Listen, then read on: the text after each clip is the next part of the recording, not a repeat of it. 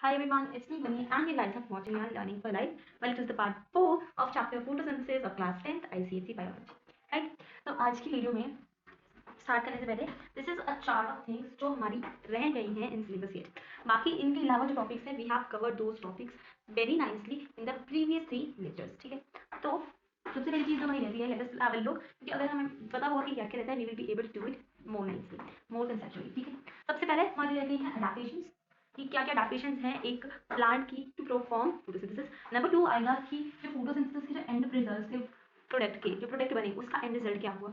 उसका एक बहुत छोटा सा टॉपिक है that is utilization of synthesized food and its translocation. तो कैसे क्या किस सामने यूज हुआ जो फूड बन रहा है और उसकी ट्रांसलोकेशन कैसे हो रही है वो हम इसमें पढ़ेंगे. देन हमारे पास एक टॉपिक है फैक्टर्स अफेक्टिंग फोटोसिंथेसिस. इसमें हमारे पास दो टॉपिक्स है एक्सटर्नल और इंटरनल, वो मैंने लिस्ट कर दिए नाम है. ठीक है, तो ये भी हम डिस्कस करेंगे. देन एक छोटा सा टॉपिक है ये भी dawn to dusk changes in the environment and photosynthesis. ये बहुत छोटा सा टॉपिक है, इसको भी हम जल्दी से कवर करेंगे. And the next topic is photosynthesis at night. तो कुछ प्लांट्स ऐसे भी है जिसमें फोटोसिंथेसिस नाइट में हो रही है, तो इसे भी हम आज कवर करेंगे टॉपिक को. उसके बाद हमारे मेन 3 टॉपिक्स रह जाएंगे एंड होपफुली अगर तो हो सकेगा इस वीडियो में कंप्लीट हो जाएंगे वो टॉपिक्स, वरना इन द नेक्स्ट पार्ट जो फिफ्थ पार्ट होगा उसमें हम इसको कंप्लीट करेंगे. ठीक है, तो क्या टॉपिक्स क्या है. सबसे पहले एक्सपेरिमेंट्स हैं, काफी सारे एक्सपेरिमेंट्स आपके बुक में दिए हुए हैं रिलेटेड टू फोटोसिंथेसिस, तो उसे डिस्कस करेंगे क्या क्या इंपॉर्टेंट पॉइंट्स हैं, किस कौन सी चीजों को याद करना है. बस एक्सपेरिमेंट्स में काफी बच्चे कंफ्यूज होते हैं. Will be that and importance photosynthesis की क्या इंपॉर्टेंस है. वैसे तो ये हमने फर्स्ट पेज पे जब अगर आप देखोगे हमने फर्स्ट लेक्चर में भी डिस्कस किया था इन शॉर्ट, बट अब यहाँ पे थोड़ा सा डिटेल में है. राइट, मतलब पूरी टॉपिक्स को डिटेल में बताया गया है. देन इज कार्बन साइकिल, ये एक इंपॉर्टेंट टॉपिक है, it is a time consuming topic. तो इस वीडियो में हमसे जितने topics out of these all topics cover हो पाएंगे we will be covering and without wasting any time let us get started with our today's topic. सबसे पहला topic हम कवर करेंगे दैट इज अडैप्टेशंस. तो जो भी अगर मेरे को कुछ लिखने की जरूरत पड़ेगी I side by erasing and writing on it, because इस तरह से आपको भी आपके नोट्स बनाने में इजी हो जाएगी. सबसे पहले अडैप्टेशंस की बात करें तो सबसे पहला adaptation that is large surface area. अब जो लीव्स है लाइट, ताकि देखो प्लांट का लार्ज सरफेस एरिया होगा, जितना लार्ज सरफेस एरिया होगा उतनी वो लाइट एब्जॉर्ब कर पाएगा इजीली. राइट, तो लाइट की मैक्सिमम एब्जॉर्प्शन के लिए सरफेस एरिया क्या होगा, लार्ज होगा. इसीलिए ये जो प्लांट का सरफेस एरिया है हमारा लार्ज होना चाहिए, ताकि और जो लीव्स हैं वो नैरो होने चाहिए. नैरो लीव्स से क्या होगा, ये है नैरो लीव्स. नैरो लीव्स से क्या होगा, यहाँ पे आपको एक इंपॉर्टेंट टॉपिक बात समझ आएगी कि अगर ये लीव्स नैरो होंगे तो मिनिमाइज हो जाएगी हमारी ट्रांसपिरेशन. जो ट्रांसपिरेशन हम होती है वो हो जाएगी मिनिमाइज, ये मिनिमाइज होगी. ओके, ट्रांसपिरेशन हो जाएगी इससे मिनिमाइज. और जब ट्रांसपिरेशन मिनिमाइज हो जाएगी तो क्या हो जाएगा, कंजर्व हो जाएगा हमारा वाटर हमारे पास कंजर्व हो जाएगा और वो फिर क्या हो जाएगा फोटोसिंथेसिस में यूज. ठीक है, फर्स्ट टॉपिक ये. Next is leaf arrangement. अब लीफ अरेंजमेंट यहाँ पे दी हुई है दैट इज 90 डिग्री. तो हमारे जो लीव्स है वो अपने आप को 90 डिग्री के एंगल से स्टेम से लगा के रखते हैं for the maximum absorption of light. अब है क्यूटिकल एंड अपर एपिडर्मिस. इसमें क्या है, बेसिकली ये ट्रांसपेरेंट और वाटरप्रूफ होने चाहिए. राइट, मैं लिख देती हूँ ट्रांसपेरेंट एंड वाटरप्रूफ. क्यों, ताकि लाइट अंदर आ सके. ठीक है, then is thinness of leaves. Leaves क्या होने चाहिए, पतले होने चाहिए, ताकि जो डिस्टेंस है सेल्स के अंदर जितनी पतली चीज होगी उतना उसके अंदर डिस्टेंस कम होगा. Like let's take an example using this club. तो ये पतला है तो मेरा यहाँ से यहाँ का डिस्टेंस बहुत कम है, लेकिन वही अगर मैं ये कोई बुक पकड़ती हूँ सी तो मेरा यहाँ से यहाँ का डिस्टेंस ज़्यादा है. दैट इज वाई कि अगर लीव्स थिन होंगे तो डिस्टेंस कम होगा, ट्रांसपोर्ट कम करना पड़ेगा, फोटोसिंथेसिस जल्दी हो जाएगी. ठीक है, अब number next is the chloroplast. अब जो क्लोरोप्लास्ट प्रेजेंट है वो अपर लेयर्स में कंसंट्रेटेड है. अपर लेयर्स में कंसंट्रेटेड है तो सनलाइट को जल्दी से एब्जॉर्ब करेंगे और ट्रैप करेंगे और फोटोसिंथेसिस होगी. तो ये अपर लेयर्स में प्रेजेंट है. ठीक है, वैसे ही एक्सटेंसिव वेन सिस्टम जो यहाँ पे आ गया. अब वेन सिस्टम होगा तो रैपिड ट्रांसपोर्ट होगा, रैपिड ट्रांसपोर्ट में हेल्प करेगा टू मेसोफिल सेल्स यहाँ पे हमारे क्लोरोप्लास्ट प्रेजेंट है. आई होप आपको एडेप्टेशन समझ में बहुत इजी एडेप्टेशन है, ज़्यादा इसमें डिफिकल्ट है नहीं है, तो जल्दी से हमने कवर अप किया टॉपिक. ना अब इंपॉर्टेंट टॉपिक है that is and result of photosynthesis. Okay, photosynthesis की हमने डेफिनेशन और उसकी केमिकल इक्वेशन से हमें पता लगता है कि फोटोसिंथेसिस का एंड रिजल्ट बनती है 3 चीजें that is glucose, water and oxygen. सबसे पहले आ जाते हैं ग्लूकोज पे. ग्लूकोज का फॉर्मूला है, यहाँ पे हम लिखेंगे, देखो इस तरफ C6H12O6. This is the formula for glucose. अब ये ग्लूकोज जो है वो है एक सिंपल शुगर, एक है ये सिंपल शुगर, और इसे हम बहुत सारे वेज में यूटिलाइज कर सकते हैं. सबसे पहला जो वे है हमारा इसे यूटिलाइज करने वाला दैट इज ये कंज्यूम हो जाएगा बाय प्लांट सेल्स. ठीक है, तो इसे ये प्लांट सेल्स को कंज्यूम नहीं करेगा, प्लांट सेल्स इसे कंज्यूम कर लेंगे. नंबर 2 जो हमारा इसको यूटिलाइज करने का मेथड है दैट इज ये स्टार्च की फॉर्म में स्टोर हो जाएगा. जो कि इनसोल्यूबल है। और ये प्रोसेस हम लास्ट वीडियो में पढ़ चुके हैं, that is known as polymerization. ठीक है, या वेट दिस टॉपिक। ठीक है, अब नेक्स्ट इज ये सुक्रोज में कन्वर्ट हो जाएगा। उसके बाद बताया हुआ है कि या तो हम इसको क्या कर सकते हैं, सिंथेसाइज, इससे हम कर सकते हैं सिंथेसाइज फैट और प्रोटीन। ठीक है, तो ये चार वेज हैं जिसपे हमारा ग्लूकोज दैट इज C6H12O6 जो कि एक सिंपल शुगर है, हम उसे यूज करेंगे। या तो वो प्लांट सेल से कंज्यूम हो जाएगा, या जो स्टार्च के फॉर्म में हो जाएगा वो convert from the process of polymerization, या सुक्रोज में कन्वर्ट कर देंगे, या ये हेल्प करेगा for the synthesis of fats and proteins. अब बात करते हैं वाटर की। या let's talk about water first. ठीक है, तो वाटर में क्या हो रहा है, बेसिकली वाटर जो प्रोसेस में यूज प्रोड्यूस हुआ है वो हम रीयूटिलाइज कर लेंगे for the process of photosynthesis. मतलब फोटोसिंथेसिस में पानी बन के हमारे पास आया, वही पानी हमने फिर से अगली फोटोसिंथेसिस के लिए यूज कर लिया, बिकॉज हमें पता है फोटोसिंथेसिस का अगर हम फॉर्मूला देखें तो CH2O CO2 6H2O6 CO2 gives C6H12O6 plus 6O2 plus यहाँ पे 12H2 plus 6H2 sunlight and chlorine. तो ये जो वाटर बना ये नेक्स्ट ये यहाँ पे आ जाएगा, तो इससे क्या होगा, वो वाटर जो बना वो अगली बार यूज हो गया। तो हमने तो यूसेज का देखना है ना कि क्या कैसे यूसेज हो रही है, तो ऐसे ये वाटर की भी यूसेज हो जाती है। अब बात करते हैं important topic that is oxygen की। ऑक्सीजन की बात करी जाए, let's just discuss about oxygen. और कोई टॉपिक है नहीं, हमारे इसमें एंट्रेंस भी हमारे कंप्लीट हो गए हैं, राइट। तो ऑक्सीजन जो है वैसे मेजर पार्ट जो इसका वो रिलीज आउट किया जाता है इन द एटमॉस्फेयर। ठीक है, इसे हम रिलीज कर देते हैं इन द एटमॉस्फेयर और यूसेज हम यूज कर रहे हैं, काफी सारे लोग यूज कर रहे हैं। तो सबसे पहला जो है वो रेस्पिरेशन में यूज होता है, प्लांट खुद रिस्पायर करता है तो इसका जितनी बचती है वो रिलीज कर देता है इनटू द एटमॉस्फेयर। ठीक है, अब इससे क्या होगा, ये डिफ्यूज आउट हो जाएगा इन एटमॉस्फेयर। रिलीज की जगह आप वर्ड लिखेंगे डिफ्यूज आउट। ठीक है, डिफ्यूज आउट हो जाएगी in the atmosphere and then अब ये ऑक्सीजन जो है ये वेस्ट नहीं आई, क्योंकि हम कहेंगे एटमॉस्फेयर में चली गई तो वेस्ट हो गई, पर ये वेस्ट नहीं होगी बिकॉज ऑल ऑर्गेनिजम्स, जितने भी ऑर्गेनिजम्स हैं वो इसे यूज करेंगे फॉर देयर रेस्पिरेशन। बस इतना ही है ऑक्सीजन में भी। अब आ जाते हैं हमारे नेक्स्ट टॉपिक पे, दैट इज एक बहुत छोटा सा टॉपिक है ये important, that is tubulization of synthesized food and its translocation. ये टॉपिक ये है कि जो हमारा फूड प्रोड्यूस हुआ है बेसिकली, तो C6H12O6 that is glucose produce हुआ है, उसे कैसे यूटिलाइज करेंगे और उसे कैसे ट्रांसपोर्ट करेंगे, कैसे उसकी ट्रांसपोर्ट होगा from one part of the plant to the other. जैसे हमें पता है मोस्ट ऑफ द फोटोसिंथेसिस कहाँ ले रही है, लीव्स में, लीव्स में हो रही है, तो वो लीव्स से बाकी पार्ट्स ऑफ प्लांट में कैसे जाएगी वो डिस्कस करेंगे। ठीक है, तो यूटिलाइजेशन देखते हैं। सबसे पहले फूड जो मैन्युफैक्चर होता है वो लीफ में होता है, हमें ये पता है जो फूड है वो मैन्युफैक्चर हो रहा है इन द लीफ, और इस लीफ से ये बाकी सारे पार्ट्स में जाएगा, अदर पार्ट्स ऑफ प्लांट में ये ट्रांसपोर्ट होगा।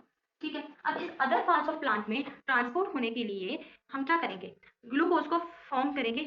जो ग्लूकोज देखो वो बहुत जल्दी जल्दी जल्दी जल्दी लीफ में फॉर्म होगा, दे विल फॉर्म ग्लूकोज जो C6H12O6 है ये विल फॉर्म रैपिडली। ठीक है, बहुत जल्दी जल्दी बनेगा इन द लीफ, और जल्दी बनने की वजह से इसमें क्या होगा, ट्रांसपोर्ट नहीं हो पाएगा सेम रैपिडली से। तो फोटोसिंथेसिस के टाइम पे हमारा ग्लूकोज है वो बहुत जल्दी जल्दी जल्दी जल्दी लीफ में बन रहा है, पर ये जो ट्रांसपोर्ट है ये इतनी ज्यादा जल्दी इतनी ज्यादा रैपिडिटी से नहीं हो रहा है। उसके लिए क्या करते हैं हम लोग कि ये जो प्लांट है ना वो कन्वर्ट करता है इसको इनसोल्यूबल स्टार्च में। ठीक है, ग्लूकोज को कन्वर्ट कर देगा insoluble starch by the process of polymerization. ठीक है, अब ये होगी पॉलीमराइजेशन, तो इससे क्या हुआ, हमारे लीफ में जो ग्लूकोज बना उसको किसमें कन्वर्ट कर दिया हमने, insoluble starch that is insoluble starch that is polymerization के थ्रू। अब पॉलीमराइजेशन हुई तो ये टेम्पररी स्टोरेज हो गई हमारे लीफ में। ठीक है, ये हो गई टेम्पररी स्टोरेज। अब जो ये टेम्पररी स्टोरेज है, देखो ग्लूकोज बना इनसॉल्युबल स्टार्च ये टेम्पररीली स्टोर हो गया हमारे लीफ में। अब ये रात को स्टार्च एट नाइट, ये सारा मतलब कब होगा, नाइट में। ये डे में हो रहा था ये वाला, अब ये नाइट में हो जाएगा। तो नाइट में जो ये इनसॉल्युबल स्टार्च है इसे हम कन्वर्ट करते हैं अगेन इनटू ग्लूकोज, C6H12O6। ठीक है, तो ये जो टेम्परेरी स्टोरेज है हमारी वो दोबारा कन्वर्ट हो जाएगी हमारे ग्लूकोज में, और जो ग्लूकोज में जब कन्वर्ट होगी तो ये एक सोल्यूशन के थ्रू हमारी वेन्स में जाएगी, तो सोल्यूशन बनेगा और ये वेन्स के थ्रू पूरी जो हमारी प्लांट है उसमें ट्रांसपोर्ट हो जाएगी। ठीक है, जब ये पूरी हमारे प्लांट में ट्रांसपोर्ट हो गई तो इस चीज को कहेंगे वेन्स। कौन सी वेन्स, वेन्स कहाँ पे लेके जाएंगे, तो हमने जो टिश्यूज वाले चैप्टर में अपने प्लांट्स वाले चैप्टर में पढ़ा भी होगा, there are two types of tubes that is xylem and phloem, because ये फूड है, ये ग्लूकोज है, ये जाएगा थ्रू फ्लोएम। ठीक है, और क्योंकि फूड पार्टिकल्स हो रहे हैं ट्रांसपोर्ट, हम इस प्रोसेस को कहेंगे ट्रांसलोकेशन, ठीक है। This process is called as translocation, ठीक है। और ये सारे प्लांट्स में जाएगा और वहां पे हो सकता है कि ये कैसे में चेंज जाए स्टार्च में, ताकि वो प्लांट इसको स्टोर कर सके और धीरे धीरे करके यूज कर सके, क्योंकि उन्हें डेली टाइम में इसको यूज होगा, तो वहां पे ये स्टार्च में कन्वर्ट हो जाएगा, ठीक है। This is utilization of synthesized food and its translocation. अब हमारा ये पार्ट हो गया।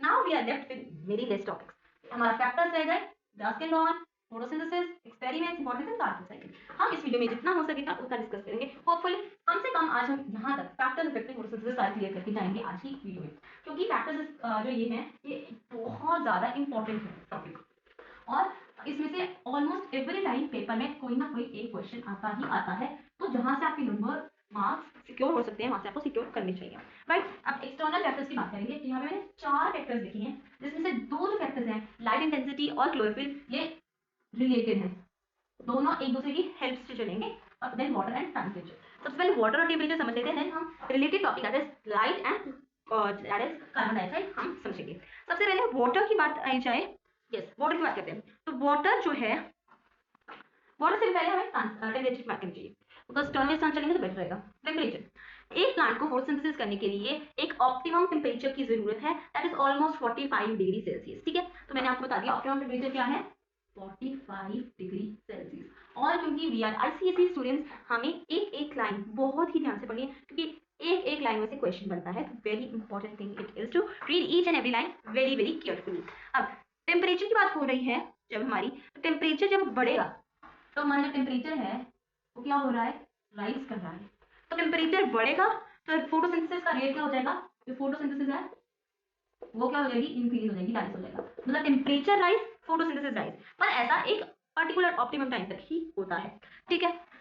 Optimum temperature, sorry it's not 45, it's 35, but ये 45 तक भी चल जाता है, not that much problem, but उससे ज्यादा नहीं होना चाहिए, तो नॉट मोर देन 45, बट वैसे जो सुटेबल परफेक्ट टेम्परेचर है दैट इज 35 डिग्री सेल्सियस, ठीक है। अब ये 35 डिग्री सेल्सियस जो हमारा टेम्परेचर है, इसे हम कहते हैं ऑप्टिमम टेम्परेचर, ठीक है। ऑप्टिमम टेम्परेचर मतलब बेस्ट सुटेबल टेम्परेचर जब फोटोसिंथेसिस होगी, ठीक है। उसके बाद रेट ऑफ फोटोसिंथेसिस जो है वो ऑलमोस्ट 40 डिग्री सेल्सियस पे फॉल करना शुरू हो जाता है, और फिर 45 के ऊपर वो स्टॉप हो जाता है, दैट इज अराउंड 35 टू 45। और अगर आपको एक डायरेक्ट क्वेश्चन आता है what is the optimum temperature for photosynthesis, तो आप क्या लिखोगे 35 डिग्री सेल्सियस। वैसे ही टेम्परेचर की बात हो ही रही है, तो ऐसा क्यों होता है कि एक पॉइंट तक ऑप्टिमम टेम्परेचर तक हमारा जो टेम्परेचर है वो इंक्रीज हो रहा है, तो फोटोसिंथेसिस भी इंक्रीज हो रही है, बट एक टाइम के बाद वो स्टॉप हो जाएगी, वो डिस्ट्रॉय हो जाएगी, वो खत्म हो जाएगी, क्योंकि जो टेम्परेचर जो है वो जब ज्यादा बढ़ जाता है तो ये एंजाइम्स को डिस्ट्रॉय कर देता है, और एंजाइम्स जब डिस्ट्रॉय हो जाते हैं तो फोटोसिंथेसिस नहीं होती, इसलिए this is the reason behind it. अब फोटोसिंथेसिस नहीं हुई तो अब एक और इंपॉर्टेंट चीज है, वैसे तो इतना ये टॉपिक हमारा टेम्परेचर वाला, बट एक छोटा सा इंपॉर्टेंट और पॉइंट है कि हर 10 डिग्री की टेम्परेचर के राइज से फोटोसिंथेसिस का रेट 2 टाइम्स हो जाता है। मतलब अगर मेरे पास 20 डिग्री सेल्सियस का टेम्परेचर है और मैं इसको 30 डिग्री कर दूं, तो मेरा जो रेट ऑफ फोटोसिंथेसिस है वो 2 टाइम्स हो जाएगा।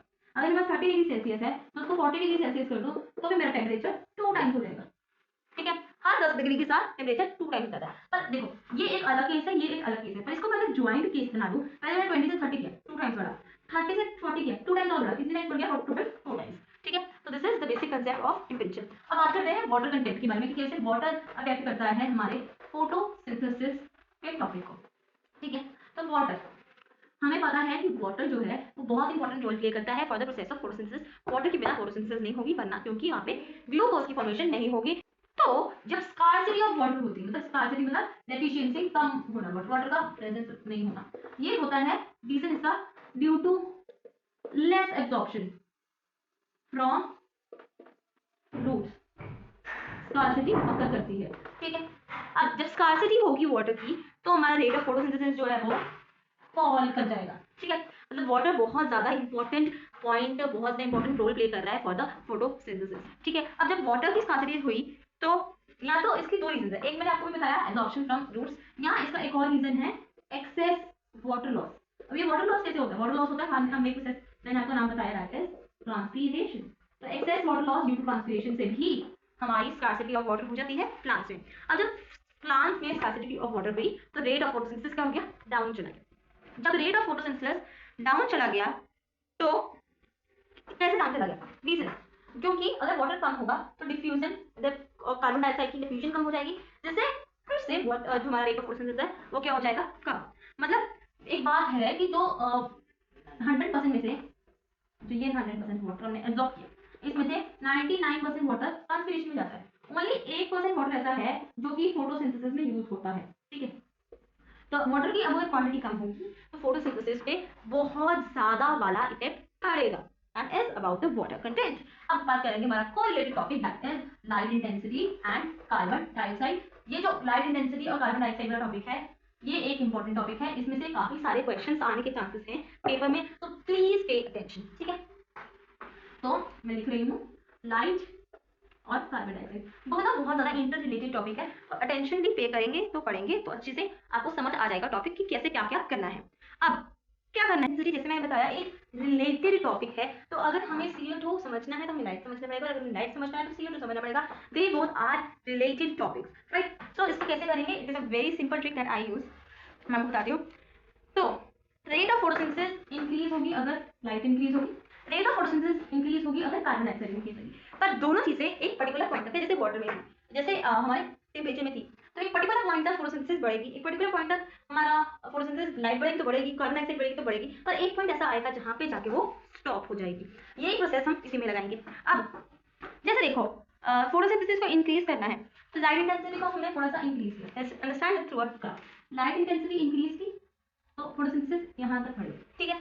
अब हमने कार्बन डाइऑक्साइड की इंटेंसिटी भी इंक्रीज कर दी, ग्राफ थोड़ा और ऊपर चला गया, just give me a second, ठीक है। तो ग्राफ और ऊपर चल गया, दोनों बढ़ गया और ऊपर चला गया, लेकिन एक पॉइंट ऐसा आता है जब ये ग्राफ और ऊपर नहीं चलता, it stops, it gets still. अब ऐसा पॉइंट क्या है, सबसे पहले जब देखो 0.02% of carbon dioxide is enough, उसके आगे वो फोटोसिंथेसिस के रेट को बढ़ाती नहीं है, लेकिन अगर सनलाइट और बढ़ाई जाए तो ये 0.05% बन जाता है, लेकिन इससे आगे नहीं जाता है, तो रिमेंबर इससे आगे वो नहीं जाएगा। जब हम एक बारी लाइट को बढ़ाएंगे तो till the concentration of 0.02% of carbon dioxide हमारा फोटोसिंथेसिस का रेट बढ़ेगा, देन फोटोसिंथेसिस स्टॉप हो जाएगी। अगर हम लाइट और कार्बन डाइऑक्साइड को बढ़ा दें टिल द पॉइंट 0.05% तक का कार्बन डाइऑक्साइड का एक्सटेंड हो जाएगा, लाइट उतनी बढ़ जाएगी, तो उसके बाद हमारा जो फोटोसिंथेसिस का रेट है वो नहीं बढ़ेगा। राइट, एग्जांपल में मैं आपको ये ग्राफ भी ड्रॉ कर देती हूँ, आपकी बुक्स में ग्राफ भी ड्रॉन है, ठीक है। तो यहाँ पे हमारा है रेट ऑफ फोटोसिंथेसिस, ठीक है, I am writing photo and this is carbon dioxide and light, ठीक है। तो हम इसे थोड़ा थोड़ा करके समझेंगे। अब देखो ये ग्राफ अगर आप देखोगे ऐसा बना हुआ है graph and this is light, तो इसमें कार्बन डाइऑक्साइड की परसेंटेज है 0.02%, ये स्टेबल है, ठीक है। लाइट बढ़ाई हमारा इंक्रीज हुआ, मतलब कार्बन डाइऑक्साइड बढ़ाने की वजह से रेट ऑफ फोटोसिंथेसिस इंक्रीज हुआ, लेकिन फिर स्टेबल हो गया। अब अगर इसी ग्राफ में मैं लाइट को भी बढ़ा दूं सेम ग्राफ में, ठीक है, देखो यहाँ तक हमारा फोटोसिंथेसिस की कार्बन डाइऑक्साइड की वजह से बढ़ा था, अब ये लाइट की वजह से और बढ़ गया, ठीक है, और उसके बाद ये स्टेबलाइज हो जाएगा। तो 1 2 यहाँ पे 0.02% कार्बन डाइऑक्साइड थी, यहाँ पे हमने लाइट को बढ़ाया, अब यहाँ पे कार्बन डाइऑक्साइड क्या है 0.05%, ठीक है। ये है हमारे दो ग्राफ जिससे हमें पता लगता है लाइट इंटेंसिटी और कार्बन डाइऑक्साइड का इफेक्ट ऑन फोटोसिंथेसिस। अब बात करते हैं हमारे इंटरनल फैक्टर्स के बारे में। इस लाइट इंटेंसिटी और कार्बन डाइऑक्साइड के टॉपिक से हम एक्सटर्नल फैक्टर्स हमारे खत्म करते हैं, ठीक है। अब एक्सटर्नल फैक्टर्स में जो सबसे ज्यादा इंपॉर्टेंट फैक्टर है that is light intensity and carbon dioxide. बाकी टेंपरेचर बारे में एक क्वेश्चन आता है, why photosynthesis stop after a particular temperature, because enzymes are destroyed from high temperature, ठीक है। वैसे ही अब आते हैं हम इंटरनल फैक्टर्स पे। सबसे पहले हमारा है क्लोरोफिल।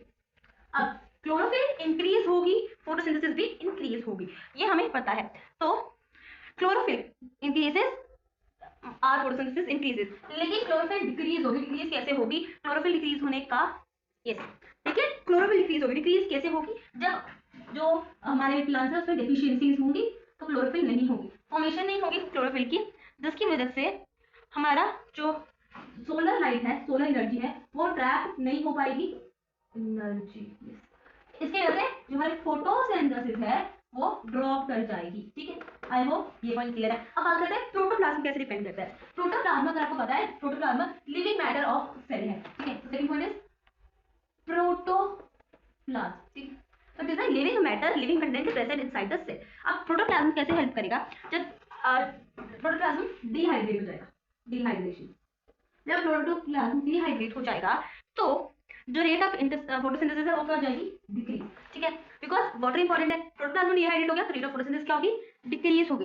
अब कार्बोहाइड्रेट्स जो है इसमें यहाँ तो हम शुगर भी कह सकते हैं, शुगर एंड एवरीथिंग, अगर इसकी कंसंट्रेशन ज्यादा होगी, अगर कार्बोहाइड्रेट्स की कंसंट्रेशन ज्यादा हो गई, वो एक्यूमुलेट हो गई, एक जगह पे इकट्ठे हो गए, तो भी रेट ऑफ फोटोसिंथेसिस क्या होगा, डिक्रीज होगा, क्योंकि जब कार्बोहाइड्रेट ज्यादा हो जाएंगे it will lead to dehydration और फिर क्या हो जाएगा, फोटोसिंथेसिस कम हो जाएगी, रेट ऑफ फोटोसिंथेसिस डिक्रीजेस। अब अगला जो टॉपिक है that is structure of leaf. कैसे स्ट्रक्चर ऑफ लीफ हेल्प करता है और मतलब डिपेंड करता है, डिपेंडेंस की किस पे है, factors, it is the factor affecting photosynthesis, ठीक है। तो थिकनेस, जो क्यूटिकल की थिकनेस है वो बहुत ज्यादा इंपॉर्टेंट है। जैसे हमने पढ़ा है, जब हमने एडेप्टेशंस पढ़ी थी तो हमने पढ़ा क्यूटिकल उसकी बहुत ज्यादा थिन है ताकि लाइट इजीली ट्रैप हो सके, जो हमारा जो कार्बन डाइऑक्साइड है and diffusion of gases easily take place कर सके, इसलिए क्यूटिकल की थिकनेस मैटर करती है। फिर स्टोमेटा की डिस्ट्रीब्यूशन मैटर करती है, ठीक है, जितने ज्यादा स्टोमेटास होंगे उतनी ज्यादा हेल्प होगी, और जितनी अलग अलग जगह होगी उतनी अलग अलग जगह पे हमारी फोटोसिंथेसिस टेक प्लेस करेगी, ठीक है। तो डिस्ट्रीब्यूशन इंपॉर्टेंट है, लीफ का साइज इंपॉर्टेंट है फॉर फोटोसिंथेसिस, ठीक है, तो लीफ का साइज छोटा होगा तो कम फोटोसिंथेसिस होगी, ज्यादा बड़ा होगा तो ज्यादा फोटोसिंथेसिस होगी, और कितनी अमाउंट CO2 की लीफ में एंटर कर रही है ये भी डिपेंड करता है। अगर ज्यादा अमाउंट CO2 की एंटर होगी तो फोटोसिंथेसिस ज्यादा होगी, जो कि हमने एक्सटर्नल फैक्टर्स में पढ़ा था। बेसिकली इंटरनल और एक्सटर्नल फैक्टर्स कहीं ना कहीं को रिलेटेड हैं, ठीक है। अब well I think that's it for today. मैं वीडियो को ज्यादा लंबा नहीं करूंगी बिकॉज हमें अंडरस्टैंडिंग से मतलब है, हमें ये नहीं है कि हमें जल्दी से सिलेबस खत्म करना है, जब तक समझ नहीं आएगा आपको हेल्प नहीं होगी। तो we will be completing last topics in the next video, और वो बहुत ज्यादा इंपॉर्टेंट टॉपिक आएगा, दैट इज सबसे पहले इसमें एक इंपॉर्टेंस पढ़ेंगे, कार्बन साइकिल के बारे में पढ़ेंगे, एक्सपेरिमेंट्स पढ़ेगे, फोटोसिंथेसिस जो नाइट मोड बर्नर्स, ऐसे ये तो बहुत ज्यादा छोटे टॉपिक्स हैं दो इनमें, लेकिन बाकी ये वाले दो इंपॉर्टेंट टॉपिक्स हैं। इसमें भी एक्सपेरिमेंट्स में भी कुछ ना कुछ शॉर्ट क्वेश्चंस आते होते हैं जो कि स्कोरिंग क्वेश्चंस है, कहीं ना कहीं जहाँ पे आपको थ्योरी नहीं लिखनी होती, आपको जस्ट वन वर्ड आंसर देके एक आधे लाइन का आंसर देके you can get in good chunk of marks, right? So that's it from my side today. We'll see you guys in the next one. Till then, bye bye and thanks for watching. Hit the like button, share this video with your friends, and ask all your queries in the comment section. Bye guys.